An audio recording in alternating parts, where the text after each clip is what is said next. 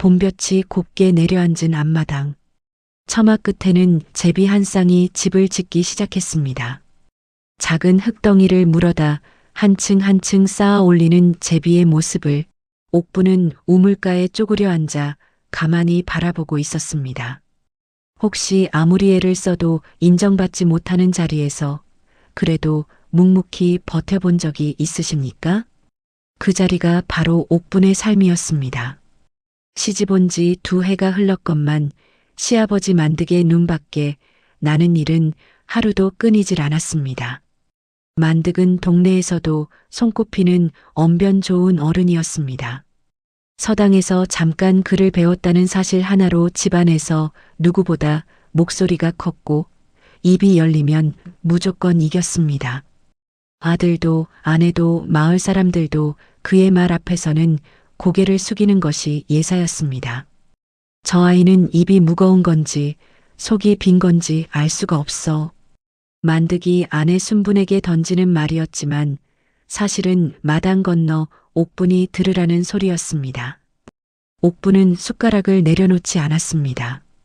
우물 두레박을 천천히 내리면서 올라오는 물을 가만히 바라볼 뿐이었습니다. 물 위로 제비 그림자가 짧게 스쳤습니다. 그런데 그날 저녁 만득은 평소와 다른 말을 꺼냈습니다. 다음 달 집안 어른들이 모두 모이는 큰 잔칫날이 잡혔다는 소식이었습니다. 밤이 깊어 방문을 닫고서야 성칠이 조용히 옥분 곁에 앉았습니다. 호롱불이 작은 방 안을 노랗게 물들였습니다. 성칠은 한참 말없이 무릎 위에 손을 얹은 채 앉아 있었습니다. 먼저 입을 연 것은 옥분이었습니다. 서방님, 걱정 마세요. 성칠이 고개를 들었습니다. 그의 눈가에는 미처 말하지 못한 미안함이 고여 있었습니다. 내가 아버지께 말씀드려 볼게. 당신이 얼마나 애를 쓰는지 내가 다 보고 있거든. 옥분은 잠시 그를 바라보다가 소리 없이 웃었습니다. 그 웃음이 슬픈지 괜찮은지 성칠은 쉽게 읽어낼 수가 없었습니다. 서방님이 보고 계시는 것만으로도 소첩은 충분합니다. 성칠은 아무 말도 하지 못했습니다. 그저 옥분의 손을 잡았다가 살며시 놓았습니다. 불이 꺼지고 어둠이 내리자 옥분은 눈을 감지 않고 오래도록 천장을 보았습니다. 잔칫날이 다가오고 있었습니다. 집안 어른들이 모두 모이는 그날 시아버지는 또 어떤 말로 자신을 두게 할지 짐작이 가고도 남았습니다. 그래도 옥분의 마음 한편에는 이상하게 두렵지 않은 무언가가 조용히 자리 잡고 있었습니다. 다음 날 아침 시어머니 순분이 부엌으로 들어왔습니다. 옥분이 아궁이에 불을 지피고 있었습니다. 순분은 며느리 곁에 쪼그려 앉아 한동안 말없이 불을 함께 바라보았습니다. 연기가 매워 눈이 시렸지만 둘 다 눈을 들지 않았습니다. 옥분아, 잔칫날에는 내가 차례로 어른들께 인사드려야 한다. 예, 어머니. 내 시아버지가 그날 손님들 앞에서 몇 가지 묻겠다고 하셨다. 집안 법도를 아는지 시험해 보겠다고. 옥분이 부직갱이를 내려놓았습니다. 순분은 무언가 더 말하려다가 그냥 일어섰습니다.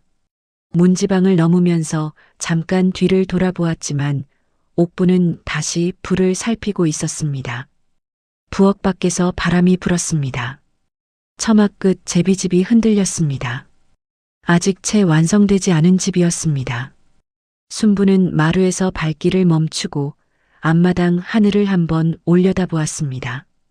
그의 눈빛에는 며느리를 향한 걱정과 남편을 거스를 수 없는 오랜 무력감이 한데 섞여 있었습니다. 그러나 그 감정을 누군가에게 말하는 법을 순분은 끝내 배우지 못했습니다. 그날 밤 만득은 사랑채에서 혼자 집안 어른들에게 보낼 전가를 직접 쓰고 있었습니다. 그 글에는 옥분의 이름이 여러 번 들어갔습니다. 잔칫날까지 보름이 남았습니다. 만득은 날마다 기회를 놓치지 않았습니다.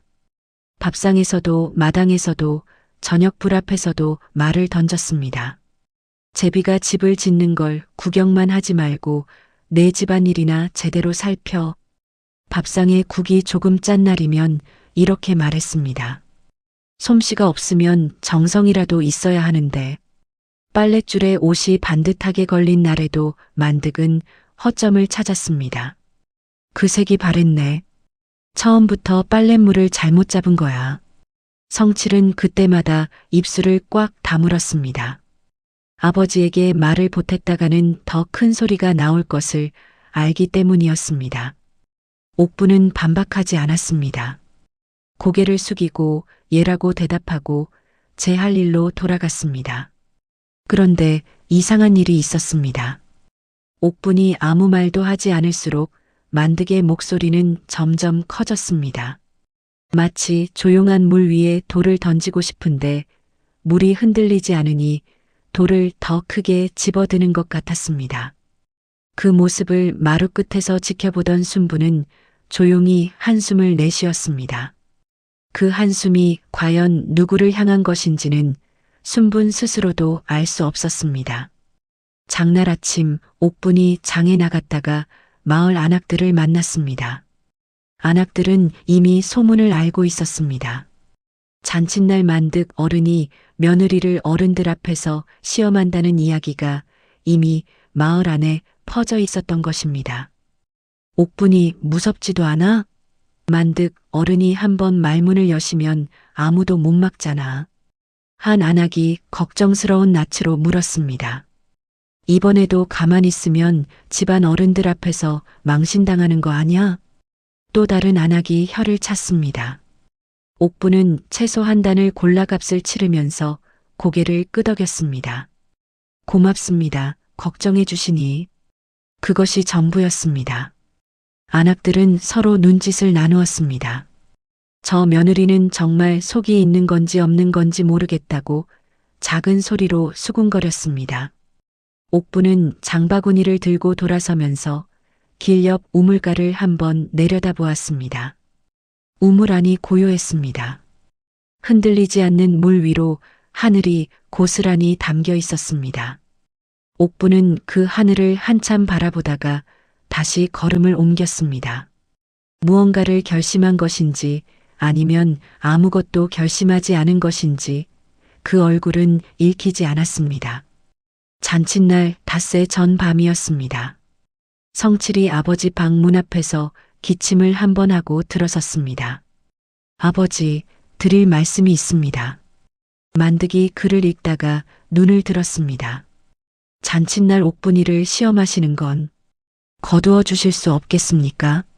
집안 어른들 앞에서 아내가 망신을 당하면 그건 저도 마찬가지입니다. 성칠이 말했습니다. 그의 목소리는 떨렸지만 끝까지 말을 마쳤습니다. 만득은 잠시 성칠을 바라보더니 다시 책으로 눈을 내렸습니다. 내 아내를 걱정하기 전에 내 아비가 왜 그러는지 생각해 봤느냐? 성칠은 대답하지 못했습니다. 아버지가 말하는 이유라는 것이 며느리를 아끼지 않아서인지 아니면 다른 무언가를 바라기 때문인지 그는 짐작조차 하기 어려웠습니다. 물러가거라. 성칠은 뒷걸음으로 문을 나섰습니다. 사랑채 마당에서 혼자 한참을 서 있었습니다. 하늘에 별이 많았습니다. 바람도 없는 고요한 밤이었습니다. 그런데 그때 안채 부엌에 불빛이 켜졌습니다. 옥분이 밤늦게 무언가를 하고 있었습니다. 부엌문을 열고 들여다보니 옥분이 잔칫날 쓸 음식 준비를 혼자 시작하고 있었습니다. 내일 해도 되는 일을 이 밤에 하고 있었습니다. 성칠이 조용히 문턱에 섰습니다. 옥분은 그가 온 것을 알면서도 하던 일을 멈추지 않았습니다. 손이 움직이는 동안에만 마음이 안정된다는 것을 성칠은 그 뒷모습을 보며 처음으로 알아차렸습니다. 옥분 많이 힘들지? 소첩은 괜찮습니다. 성칠이 아무 말도 못하자 옥분이 잠시 멈추고 돌아보았습니다. 서방님, 잔칫날 아버님께서 무엇을 물으시든 소첩이 말 한마디는 할 것 같습니다. 성칠의 눈이 넓어졌습니다. 무슨 말을? 옥부는 다시 앞을 돌아보며 조용히 웃었습니다. 때가 되면 아시겠지요. 그 웃음이 어떤 무게를 품고 있는지 성칠은 그날 밤 내내 알 수 없었습니다. 아니, 오히려 그 알 수 없음이 마음에 걸려 잠을 이루지 못했습니다. 잔칫날 아침이 왔습니다. 해가 막 지붕 위로 오르는 시각, 집안에는 오랜만에 사람 냄새가 가득했습니다. 친척 어른들이 하나둘 도착했고 아이들이 마당을 뛰어다녔습니다. 옥부는 아침 일찍부터 부엌과 마루를 오갔습니다. 어른들께 차례로 절을 올렸고 음식을 내오고 수저를 챙겼습니다. 누가 시키지 않아도 비어있는 잔을 채웠고 어르신의 소리가 들리기 전에 먼저 자리를 살폈습니다. 집안 어른들이 마루에 자리를 잡았습니다. 만득도 상석에 앉았습니다. 식사가 끝나갈 무렵 만득이 입을 열었습니다. 어른들께서 오신 김에 우리 며느리가 어떤 아이인지 한번 보여드려야겠습니다. 마루가 조용해졌습니다. 옥분이 부엌에서 나와 마루 아래에 섰습니다. 어른들의 시선이 한꺼번에 몰렸습니다. 만득이 천천히 말했습니다. 옥분아, 내가 이 집에 온 지 2해가 됐는데 아직도 입이 무거운 건지 속이 빈 건지 모르겠다. 어른들 앞에서 한번 말해보거라. 며느리로서 가장 중요한 것이 무엇이냐? 마루에 앉은 어른들이 옥분을 바라보았습니다. 잠깐의 침묵이 흘렀습니다. 성칠은 마루 한쪽에서 손을 꽉 쥐었습니다. 순부는 눈을 감았습니다. 옥분이 고개를 들었습니다. 그리고 잠시 시아버지의 눈을 바라보았습니다. 피하지 않았습니다. 아버님, 소첩이 여쭙겠습니다. 만득의 눈썹이 가볍게 올라갔습니다. 며느리로서 가장 중요한 것을 물으셨으니 소첩도 그 전에 아버님께 한 가지 여쭈어도 되겠습니까? 마루가 더욱 조용해졌습니다. 만득은 이런 말을 들어본 적이 없었습니다. 며느리가 어른에게 되물었습니다. 그것도 어른들 앞에서 물어보거라. 만득이 말했습니다. 거절하면 오히려 이상해 보일 것을 알았기 때문입니다. 옥분이 또렷한 목소리로 말했습니다. 아버님께서 이 집에서 가장 중요하게 여기시는 것이 무엇입니까? 순간 상석에 앉은 큰아버지 제만이 눈을 빛냈습니다. 만득은 대답하지 않을 수 없었습니다. 그야 집안의 화목이지.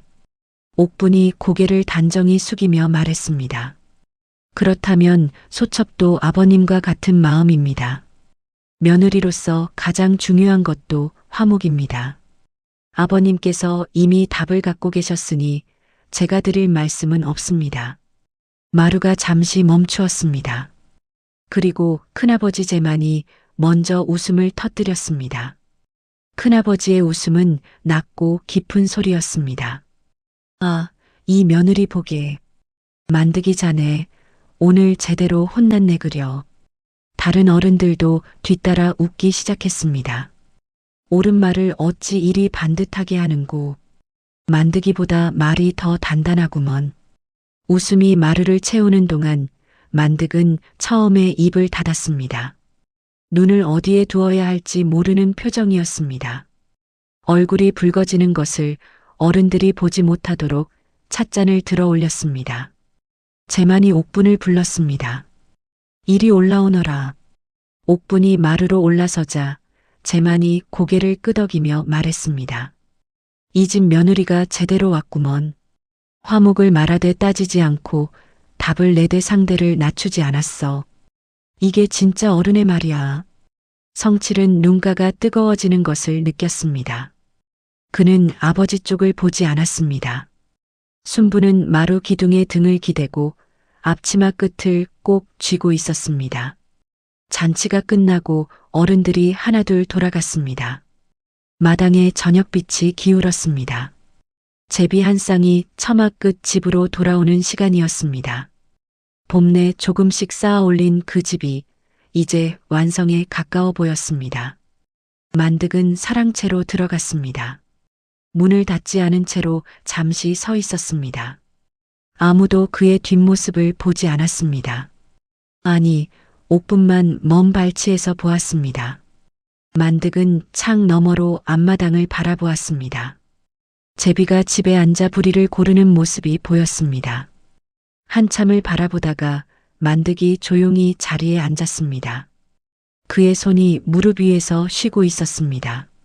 주먹을 쥐지도 펴지도 않은 채로 옥부는 그 창 안을 보다가 돌아섰습니다. 무언가를 이겼다는 기쁨이 아니었습니다. 오히려 이상하게 마음이 무거웠습니다. 저녁밥을 안 치면서 옥부는 아궁이 앞에 앉아 오래된 것을 하나 떠올렸습니다. 시집 오던 날 어머니가 귓가에 대고 말했습니다. 말로 이기는 것보다 말없이 이기는 것이 더 어렵다고.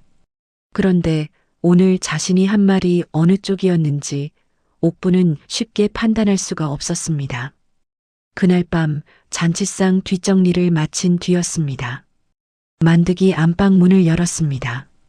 옥분이 앉아 있었습니다. 들어오너라. 만득이 말했습니다. 목소리에는 아무 색깔이 없었습니다. 옥분이 들어서자 그는 잠시 말을 고르는 듯 아무것도 하지 않았습니다. 오늘 어른들을 웃기셨습니다. 만득이 먼저 말했습니다. 모두 어른들 덕분입니다. 옥분이 대답했습니다. 만득이 잠시 입술을 다물었다가 다시 열었습니다. 내가 한 가지를 물어봐도 되겠느냐? 예. 처음부터 그 대답을 생각하고 있었느냐? 옥분이 잠시 생각하다가 고개를 저었습니다. 아니었습니다. 아버님의 말씀을 들으면서 알게 되었습니다. 만득은 더 묻지 않았습니다. 그는 무언가 더 말하고 싶었지만 그 말이 어디서 시작해야 하는지 몰랐습니다. 오래 말을 잘해온 사람이 말이 막히는 순간이었습니다. 그렇구나. 그것이 전부였습니다. 그러나 옥부는 그 세 글자 안에 담긴 무게를 알아들었습니다. 며칠이 지났습니다. 만득이 마당을 지나다가 우물가에 서 있는 옥분을 보았습니다. 옥분은 제비를 보고 있었습니다. 봄내 짓고 있던 처마 끝 집이 완성되어 이제 새끼 제비가 그 안에서 소리를 냈습니다. 작고 서툰 소리였지만 제법 씩씩했습니다. 만득이 옥분 곁으로 다가서서 나란히 제비집을 바라보았습니다.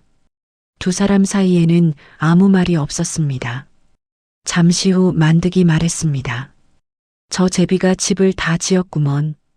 예, 아버님. 한 번에 지은 게 아니지. 예. 만득이 더 말하지 않았습니다.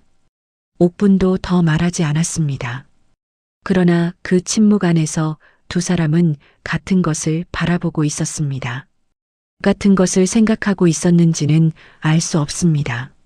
하지만 마당에 부드러운 햇볕이 내리고 제비 소리가 처마 위에서 맑게 울렸습니다. 순분히 부엌 창문 너머로 그 모습을 보았습니다. 아무것도 하지 않고 오래 서서 바라보다가 다시 손을 움직이기 시작했습니다. 그의 눈가가 촉촉했지만 그것이 연기 때문인지는 알 수 없었습니다. 봄이 무르익은 어느 날 오후였습니다. 옥분이 혼자 우물가에 앉아 있었습니다. 처음 이 이야기가 시작될 때처럼 같은 자리였습니다. 그런데 다른 것이 있었습니다. 두레박을 내리는 손이 달라 보였습니다. 같은 손이었지만 그 안에서 무언가가 더해졌습니다. 무엇인지는 말로 하기 어렵습니다. 다만 올라오는 물을 바라보는 눈이 두 해 전과 조금 달랐습니다. 처마 위에서 제비 새끼들이 점점 더 크게 울었습니다. 곧 날 준비를 하는 소리 같았습니다. 옥부는 생각했습니다. 자신이 그날 어른들 앞에서 이긴 것이 무엇이었을까? 시아버지의 말이었을까? 아니면 두 해 동안의 긴 참음이었을까? 어쩌면 이긴 것이 아무것도 아닐 수도 있었습니다. 다만 한 가지는 알았습니다. 말 한마디가 상대를 눌러서가 아니라 상대 안에 있는 말을 먼저 꺼내 주었기 때문에 마루에서 어른들이 웃을 수 있었다는 것을, 말이 칼이 되지 않을 때 비로소 사람들이 웃는다는 것을, 혹시 말 한마디로 무언가가 바뀐 순간을 여러분도 기억하고 계십니까? 그것이 이기는 말이 아니라 함께 웃는 말이었다면 더욱 오래 기억에 남아있을 것입니다. 오늘 이야기가 마음에 닿으셨다면 구독과 좋아요로 지혜의 등불을 곁에 두어 주십시오. 다음 이야기에서 또 뵙겠습니다.